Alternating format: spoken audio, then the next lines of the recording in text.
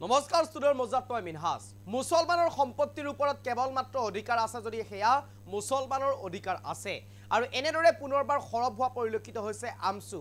ওয়াকফ সংশোধনী বিধেয়ক যেতিয়া আইনলৈ ৰূপান্তৰ হ'ল কালিৰ দিনটোত তাৰ পিছতে এনেদৰে গৰজি উঠিছে এতিয়া অসমত আমছুৱে 9 তাৰিখৰ দিনা বৃহৎ প্ৰতিবাদ সাব্যস্ত কৰিব আমছুৱে ইতিমধ্যে আমছুৰ ফালৰ পৰা কোৱা হৈছে মুছলমানৰ সম্পত্তিৰ অধিকাৰ কেৱল মাত্ৰ আছে মুছলমানৰ ইয়াত কাৰো হস্তক্ষেপ কৰিব অধিকাৰ নাই এই মুহূৰ্তত সবিশেষ কৰিবলৈ চেষ্টা কৰিছো মুছলমানৰ সম্পত্তিৰ ওপৰত অধিকাৰ কেৱল মুছলমানৰ ইয়াৰ ওপৰত হস্তক্ষেপ কোনেও কৰিব নোৱাৰে আৰু ইয়াৰ ওপৰত হস্তক্ষেপ কোনেও কৰিব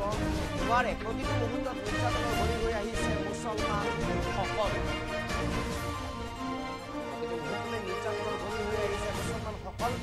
ওয়াকফ সংশোধনী আইনক লৈ গৰজি উঠিল আমছু চেষ্টা কৰিছো ওয়াকফ সংশোধনী আইনক লৈ গৰজি উঠা পৰিলক্ষিত হৈছে আমছু মুখত কলা কাপোৰ বান্ধি এনেদৰে প্ৰতিবাদ সাব্যস্ত কৰিছে আমছুৰ ফালৰ পৰা কোৱা হৈছে মুছলমানৰ সম্পত্তিৰ অধিকাৰ কেৱল মাত্ৰ আছে যদি সেয়া মুছলমানৰ ইয়াৰ ওপৰত হস্তক্ষেপ কৰিব কোনেও নোৱাৰে কাৰো অধিকাৰ নাই গতিকে এই আইন আমি মানি নলওঁ এই আইনৰ বিৰুদ্ধে আমি প্ৰতিটো মুহূৰ্ততে কৰি যাম আইনৰ জৰিয়তে এই আইনৰ বিৰুদ্ধে আমি কৰি যাম 9 তাৰিখৰ দিনা তীব্ৰ প্ৰতিবাদৰ কথা ইতিমধ্যে ঘোষণা কৰিছে আমছুৰ ফালৰ পৰা মন্তব্য আছে আমি শুনাব বিচাৰিছো এই বিলখন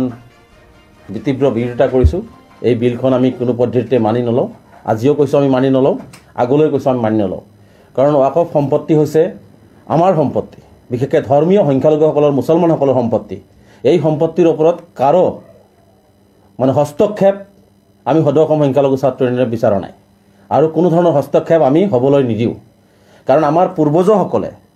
আজি সংখ্যালঘু জনগোষ্ঠীটো বিশেষকৈ ধৰ্মীয় সংখ্যালঘু মুছলমানসকল সকলো ক্ষেত্ৰতে নিৰ্যাতিত হৈছে নিপীড়িত হৈছে উন্নয়নৰ ক্ষেত্ৰত পিছপৰা শৈক্ষিক ক্ষেত্ৰত পিছপৰা এই পিছপৰা জনগোষ্ঠীটোক অৰ্থনৈতিকভাৱে আগুৱাই যাবৰ কাৰণে এই পিছপৰা জনগোষ্ঠী যে আগুৱাই যায় তাৰ কাৰণে আমাৰ পূৰ্বজসকলে মুছলমান ব্যক্তিসকলে আল্লাহৰ নামত তেওঁলোকৰ যি সম্পত্তি আছিল সেই সম্পত্তিখিনি দান কৰিছে আৰু এইখিনি ওয়াকফ বৰ্ডৰ আণ্ডাৰত এই সম্পত্তিৰ জৰিয়তে লাখ লাখ দৰিদ্ৰ মানুহৰ লাখ লাখ মানুহৰ উপকাৰ হৈ আছে আজি সমগ্ৰ ভাৰতবৰ্ষতে আজি বহু মানুহৰ মূৰৰ ওপৰত এই ওয়াকফ সম্পত্তিয়ে সাথ দিছে তেওঁলোকক জীয়াই থকাৰ এটা অধিকাৰ দিছে তেওঁলোকক আগবাঢ়ি যোৱাৰ অধিকাৰ দিছে তেনে ক্ষেত্ৰত ভাৰত চৰকাৰে কেৱল মাত্ৰ মুছলমানসকলক ধ্বংস কৰিবৰ কাৰণে মুছলমানসকলক অৰ্থনৈতিকভাৱে শেষ কৰিবৰ কাৰণে বৰ্তমানৰ বিজেপি চৰকাৰখনে সাম্প্ৰদায়িক নীতিৰে তেওঁলোকে মুছলমানসকলক যাতে আগবাঢ়িব নোৱাৰে তাৰ পৰিকল্পনাৰে তেওঁলোকে আমাৰ সম্পত্তিৰ ওপৰত হস্তক্ষেপ কৰি আছে আৰু যাৰ কাৰণে তেওঁলোকে জোৰ জুলুমকে কাইলৈ মাজনিশালৈ তেওঁলোকে এই বিল পাছ কৰিছে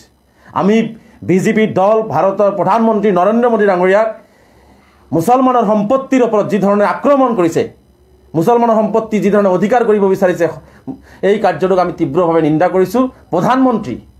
ডাঙৰীয়াই যি ধৰণে মুছলমানসকলৰ অন্যায় কৰিছে এই অন্যায় আমি কোনো পদ্ধতিতে মানি নলওঁ আজি স্পষ্ট ভাষাত আমি কৈছোঁ এই সম্পত্তি আমাৰ থাকিব লাগিব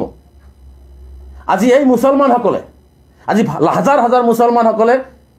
আজি স্বাধীনতা আন্দোলন নিজৰ জীৱন দিছে আজি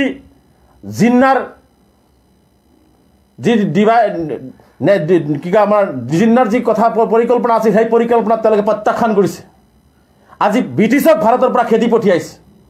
আজি ভাৰতৰ প্ৰত্যেকটো আন্দোলনত ভাৰতবৰ্ষৰ শত্ৰু দেশ যিবিলাকে আক্ৰমণ প্ৰতিটো ক্ষেত্ৰতে মুছলমানসকলে আগভাগ লৈ ভাৰতবৰ্ষক ৰক্ষা কৰি আছে ভাৰতবৰ্ষৰ আৰ্থ সামাজিক সাংস্কৃতিক সকলো ক্ষেত্ৰত মুছলমানসকলে অৱদান আগবঢ়াই আহিছে তেনে ক্ষেত্ৰত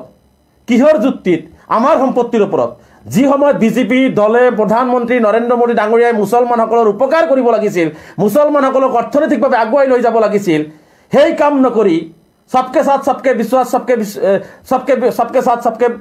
সব বিশ্বাস যি তেওঁলোকৰ শ্লোগান এই শ্লোগান দি পেলাই কেৱল মুছলমানসকলক টাৰ্গেট কৰি ধ্বংস কৰি আছে আৰু সেই বিজেপি দলে কয় মুছলমানৰ ভালৰ কাৰণে এই ওয়াকফ সংশোধনী বিল তেওঁলোকে আনিব বিচাৰিছে এইটো সম্পূৰ্ণ মিছা আৰু ভুৱা বিজেপি দলে প্ৰধানমন্ত্ৰী নৰেন্দ্ৰ মোদী ডাঙৰীয়াৰ বিজেপি দলে চৰকাৰে মুছলমানৰ সম্পত্তি দখল কৰিবৰ কাৰণে এই বিল অনা হৈছে গতিকে এই বিল কোনো এই বিলৰ জৰিয়তে যি মুছলমানৰ ওপৰত সম্পত্তিৰ দখল দিব বিচাৰিছে, এইটো আমি কেতিয়াও দখল হ'বলৈ নিদিওঁ। মই স্পষ্টকৈ কৈছোঁ, যোৱাকালি 2 তাৰিখ ভাৰতবৰ্ষৰ মুছলমানৰ কাৰণে কলা দিন। ভাৰতবৰ্ষৰ মুছলমানৰ কাৰণে কলা দিন। মুছলমানসকলক যোৱাকালি গণতন্ত্ৰক হত্যা কৰা হৈছে। সংবিধানৰ যি ছেকুলাৰিজিম, সংবিধানৰ যি ধৰ্মনিৰপেক্ষতা, কালি সংবিধানৰ ধৰ্মনিৰপেক্ষতাক তেওঁলোকে শেষ কৰি পেলাইছে। আৰু এই বিজেপি দলে কয় যে আমি ৰাষ্ট্ৰবাদক বিশ্বাস কৰোঁ, আমি ৰাষ্ট্ৰবাদৰ জৰিয়তে সকলোকে আগুৱাই লৈ যোৱাৰ চিন্তা কৰোঁ। বিজেপি দলৰ ৰাষ্ট্ৰবাদ হৈছে, প্ৰধানমন্ত্ৰী নৰেন্দ্ৰ মোদী ডাঙৰীয়াৰ ৰাষ্ট্ৰবাদ হৈছে মুছলমানক নিক্ষেপ কৰা, মুছলমানক ধ্বংস কৰা। এইটো হৈছে তেওঁলোকৰ ৰাষ্ট্ৰবাদ।